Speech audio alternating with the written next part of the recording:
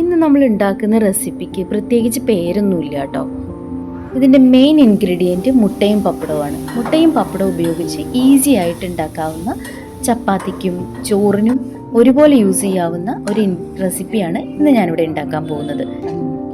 അതിന് വേണ്ടിയിട്ട് main ingredients ആയ മുട്ടയും പപ്പടവും ആദ്യം തന്നെ നമുക്ക് റെഡിയാക്കി വെക്കാം. അതിന് വേണ്ടിയിട്ട് ആദ്യം നമുക്ക് മുട്ട എടുക്കാം. മുട്ട നന്നായി ബോയിൽ ചെയ്തതിന് ശേഷം അതിൻ്റെ ഉള്ളിലുള്ള യെല്ലോ റിമൂവ് ചെയ്ത് വൈറ്റ് നന്നായി കട്ട് ചെയ്ത് മാറ്റി വെക്കുക. ചെറുതായിട്ട് വേണം കട്ട് ചെയ്യാനായിട്ട്. മുട്ടയുടെ കൗണ്ട് നിങ്ങൾക്ക് എത്ര പേരാണോ ഉള്ളത് അതനുസരിച്ച് നിങ്ങൾക്ക് അതിൻ്റെ കൗണ്ട് എടുക്കാവുന്നതാണ്.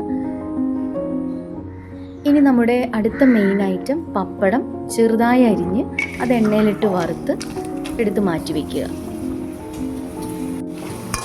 പപ്പടം അധികം കരിഞ്ഞു പോകാതെ നോക്കണം. കരിഞ്ഞു പോയി കഴിഞ്ഞാൽ നമ്മൾ ഉണ്ടാക്കുന്ന ആ കറിക്ക് അതിൻ്റെ ടേസ്റ്റ് വ്യത്യാസം ഉണ്ടാവും.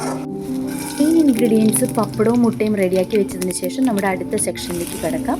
അതിന് വേണ്ടിയിട്ട് ഒരു പാൻ എടുത്ത് വെച്ച് അതിലേക്ക് കുറച്ച് എണ്ണ ഒഴിച്ച് കടുക് പൊട്ടിച്ച് ആവശ്യത്തിനുള്ള ഇഞ്ചി വെളുത്തുള്ളി ചതച്ചതും ഇട്ട് കൊടുത്ത് 2 സവോള നീളത്തിൽ അരിഞ്ഞ് ഇട്ട് കളർ ആവുന്നത് വരെ ഇളക്കി കൊടുക്കുക.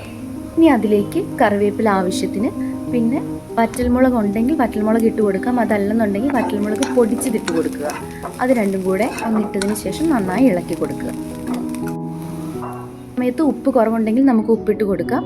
സബോളയൊക്കെ ഒന്ന് വെന്തതിന് ശേഷം അതിലേക്ക് 1 സ്പൂൺ വെച്ച് മുളക് പൊടി, മല്ലിപ്പൊടി, മസാല, അതുപോലെ 1/2 ടീസ്പൂൺ കുരുമുളക് പൊടി, 1/2 ടീസ്പൂൺ മഞ്ഞൾപ്പൊടിയും ഇട്ട് നന്നായിട്ടൊന്ന് ഇളക്കി കൊടുക്കുക.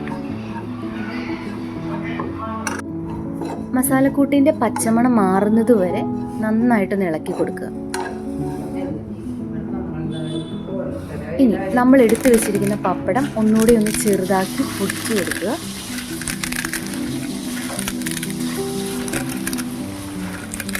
പൊടിച്ചു വെച്ചിരിക്കുന്ന പപ്പടം മസാലക്കൂട്ടി ചൂടാറി കഴിയുമ്പോൾ അതിലേക്ക് ഇട്ട് കൊടുക്കുക. എന്നിട്ട് നന്നായിട്ടൊന്ന് ഇളക്കുക. ലാസ്റ്റ് മാത്രമേ മുട്ട ഇടാൻ പാടുള്ളൂ. ഇനി അതിലേക്ക് മുട്ട കട്ട് ചെയ്ത് വെച്ചിരുന്നത് ഇട്ട് കൊടുക്കുക. എന്നിട്ട് ഒന്നുകൂടെ ഒന്ന് നന്നായി ഇളക്കി കൊടുക്കുക.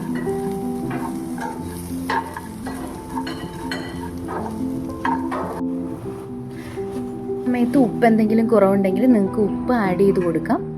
സോ ഇതാണ് നമ്മുടെ കറി.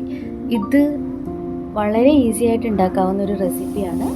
സോ എല്ലാവരും ഒന്ന് ട്രൈ ചെയ്ത് നോക്കുക.